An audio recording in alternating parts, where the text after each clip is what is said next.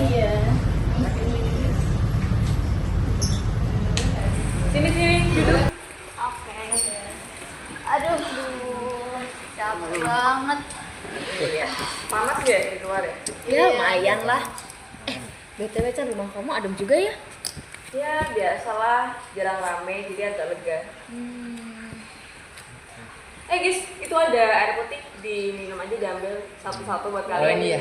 Makasih. Makasih. Sama-sama. Kamu nggak usah. Oke. Oke. Iya. Terima kasih. Duh, Nih, botol-botol tutupnya kok dikumpulin buat apa, Chan? belum tahu sih.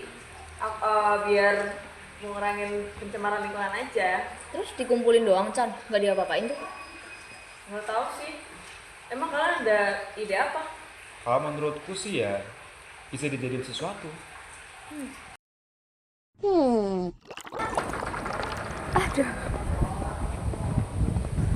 Iya. Guys, bentar dulu deh. Sebelum kita ngelakuin kegiatan mengumpulin sampah, lebih baik doa dulu nggak sih? Biar lancar kegiatannya. Setuju sih. Bener nggak? Tapi kamu yang mimpin ya. Oke, boleh deh aku yang mimpin. Yuk, ambil kursi dulu nggak sih? Iya, yuk.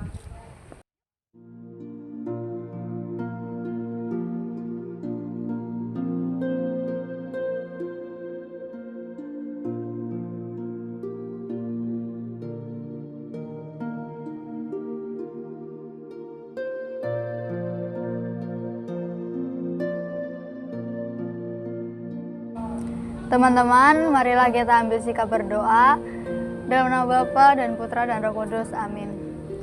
Selamat siang Allah Bapa yang Maha Baik. Terima kasih atas berkat-Mu pada hari ini sehingga kami semua dapat berkumpul di tempat ini dengan keadaan sehat. Kiranya Engkau berkati kami semua agar melancarkan kegiatan pada hari ini dan kita akan mendapat banyak manfaat yang bakal kita peroleh.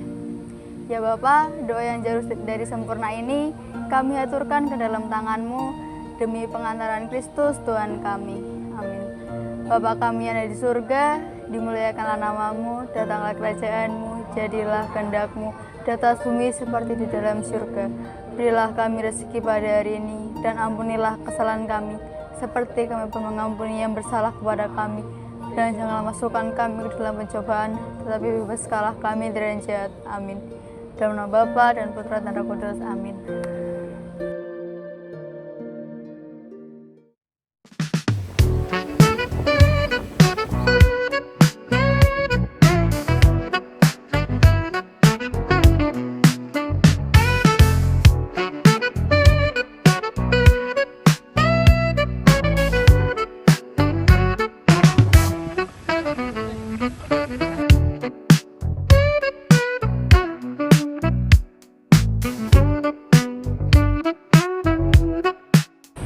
Nah, kita kalau ngumpulinnya bareng-bareng kan cepat selesai ya.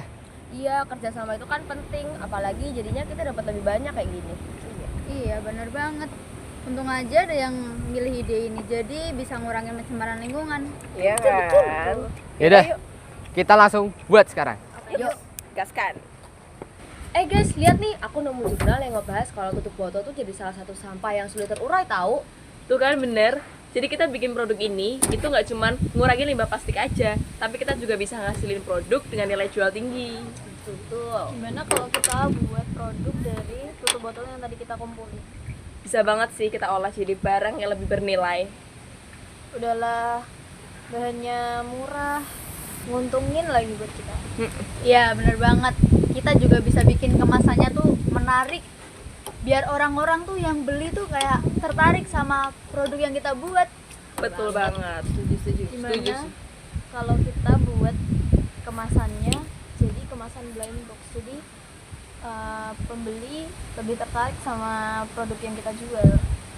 Boleh sih itu. Boleh. Baik, menarik oh, banget sih. masuk.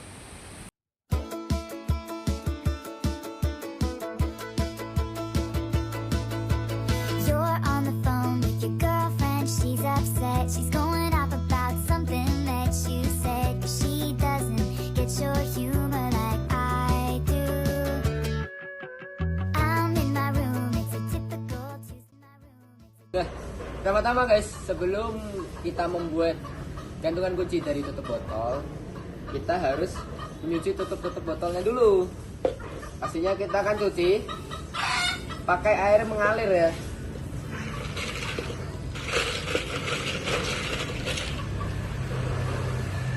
Harus kalau sudah kita basuh, kita akan keringkan dengan kain lap. Setelah dicuci bersih, lalu kita keringkan dengan kain lap.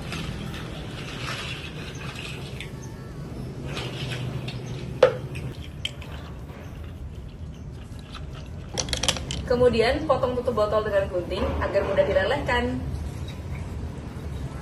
Lalu panaskan potongan tutup botol plastik di atas tahan panas menggunakan setrika. Setelah itu kita buka, lalu kita cetak dengan cetakan apa saja.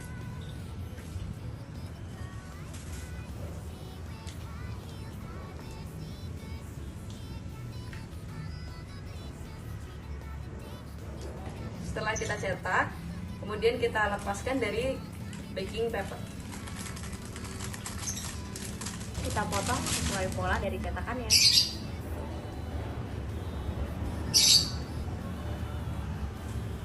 Nah, selanjutnya kita panaskan penusuk atau besi menggunakan setrika hingga cukup panas.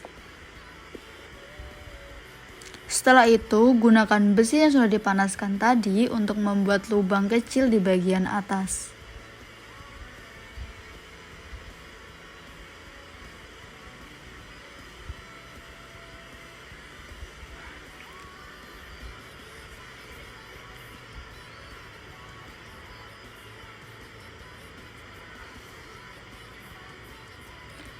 Selanjutnya, pasang ring atau gantungan kunci ke dalam lubang tersebut.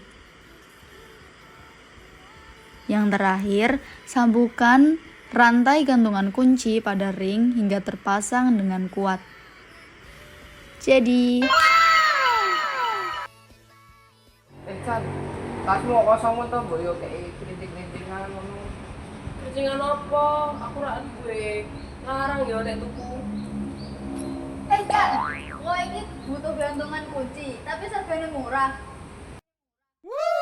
nah, iki guys gantungan kunci saka tutup botol bekas sing wis didaur ulang. Tak mau ngapik, nanging yo ramah lingkungan. Nek mbok kei ning kancamu, yo apik, ora ngisi-ngisini. Tumbas produk iki berarti wis bantu njaga kebersihan lingkungan. Ayo ditumbas, produk kreatif Sekolah Limbah jadi berkah.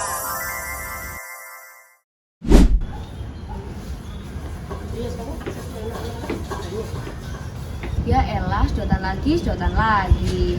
Iya apaan sih kan cuma minum bentar doang. Ya sama aja mau bentar atau lama, ini juga bikin sampah plastik numpuk tahu.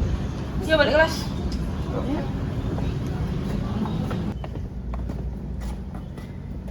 Plastik ini kalau masuk lingkungan bahaya. Nah, betul tuh.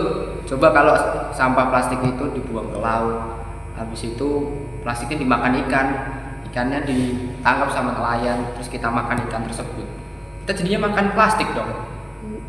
Nah, terus kalau plastik itu udah ada di dalam laut tuh butuh waktu bertahun-tahun untuk sulit terurai. Nah, itu yang bikin ekosistem terganggu. Secara kimia, plastik itu polimer sintetis, makanya dia butuh waktu ratusan tahun untuk terurai. Oleh karena itu, kita perlu bahan alternatif. Ini nih, aku punya sedotan dari tepung beras, beda sama plastik. Bahannya dari pati beras juga tahu, termasuk biopolimer. Oh gitu toh, jadinya masuk konsep kimia hijau nih. Iya. Betul. Coba nih ya guys, kita bandingin nih, lihat nih. Sedotan dari pati beras ini aman untuk lingkungan kok guys. Lihat, kalau direbus dia akan menjadi lembek. Tuh guys.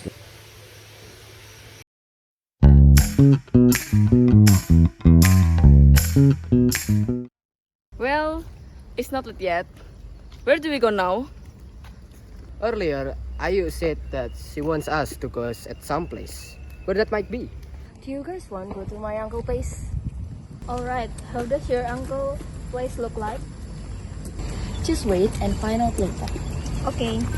So this is it? Yup, this is where my uncle works. Come on!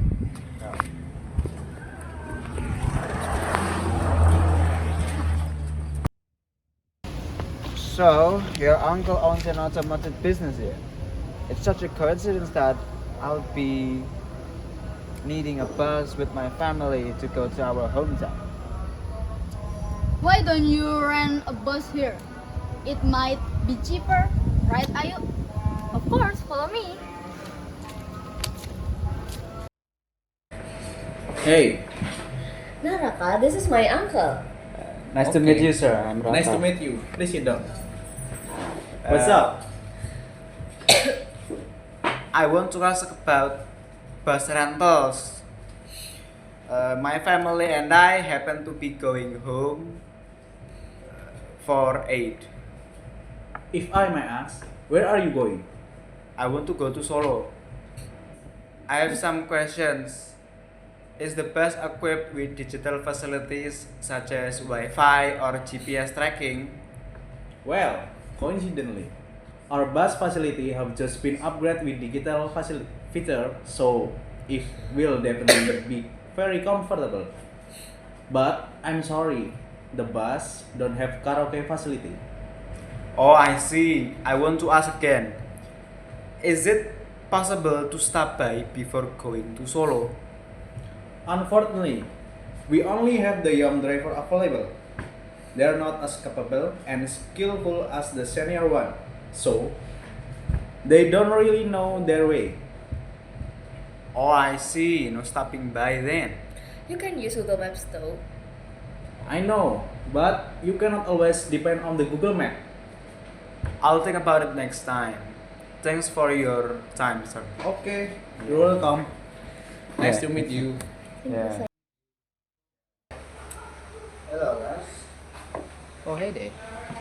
Hi Raka, what took you so long? What are you talking about? Have you got a deal yet? I'm still considering my options. Found a minibus rental on the internet. So yeah, Raka is still uncertain between renting a bus or a minibus. What makes you feel that way? The bus driver isn't the best in his job. He cannot make a few stops before he gets us to Solo, our destination.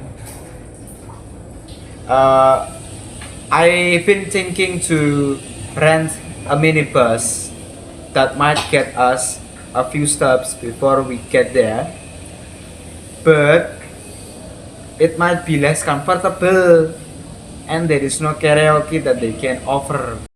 How many people are there in your family? There are 20 adults. I think 20 adults can fit in a minibus. Renting a bus would leave too much empty space. I don't think so, dear. We're talking about 20 adults, not just 20 people. So there might be children too, right, Raka? I'm not saying you're wrong, though. If that is the case, 20 adults, the children, toddlers, infants will cram up inside a minibus. Especially they tend to be active. What if they might need more space? It's not like they're gonna run around inside the bus, because it's actually really dangerous for children to run around inside a moving bus. Instead, they can sit on their parents' lap instead of sitting on their own, so the parents can supervise them during the trip. The kids could sleep during the trip. Let them play before they prepare, so they'll get tired. My little cousin once sat on my lap a long trip. It was very uncomfortable. I think children should sit on their Even though the own children seat. fall asleep during the trip, it's gonna be uncomfortable for them because it's not spacious. But the bus is more comfy and has more space. Anyway, Raka, where is this multiple stops will be? Is it important or just buying some souvenirs? We're just buying souvenirs, actually. So, before going to Solo, you want to buy souvenir for your family there. But you can also ask your family in Solo to buy souvenir for you. What if you want to buy souvenirs along the road. The bus is also harder to park if it's an urgent stop because of its size. Hey, there's a facility called rest area. It's so easy to access. Even I can drive bus to stop at a rest area. I'm sure in there will be some shops to buy us souvenirs. If there is an emergency, rest area has security and medical help. But one more thing though, you can get initially a cheaper price if you rent a minibus. Don't worry about that. I will help Raka to get very low price from my uncle. Am I friends with your uncle? Huh? I don't think so. Do you want a discount or not? Yeah, of course I want it. I'll be renting a bus. Thanks to Ayu and her uncle, and also thanks to you guys for helping me to design.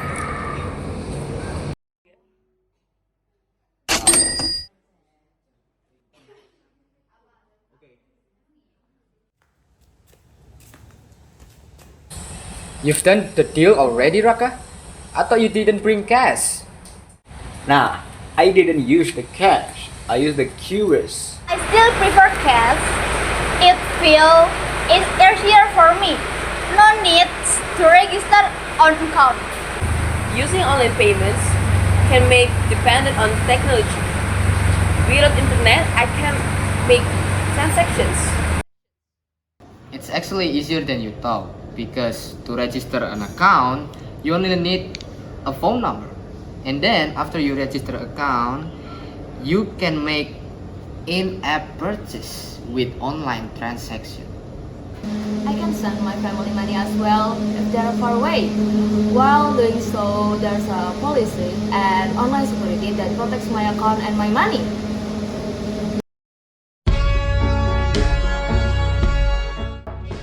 Halo teman-teman, ini kami dari SMA PL Don Bosco melakukan kunjungan ke Museum Mandala Bakti. Dan dari ini topik kami adalah Tugu Muda Dan pertempuran 5 hari di Semarang.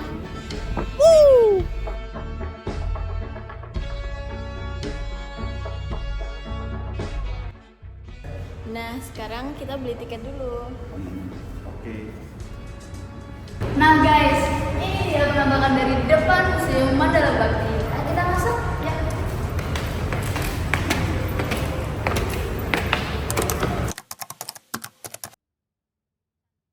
Jadi gimana ya Pak? Apa nih berakhirnya pertempuran 5 hari di Semarang? Ya, baik, selamat pagi. Baik, kami dari Museum Mandala Bakti akan sedikit menjelaskan tentang pertempuran 5 hari di Semarang, yaitu yang ditanyakan. Ya, untuk pertempuran 5 hari Semarang itu tepatnya di area Semarang ini, ada di sana di Lemah Gempal, ada sekitar sini pertempurannya itu. Makanya diperingati Tugu Muda itu untuk berakhir karena ya Jepang didesak menyerah oleh tentara Gurkha atau tentara dari sekutu. Bagaimana proses pembangunan Tugu Muda? Apakah ada kendala lagi atau bagaimana, Pak?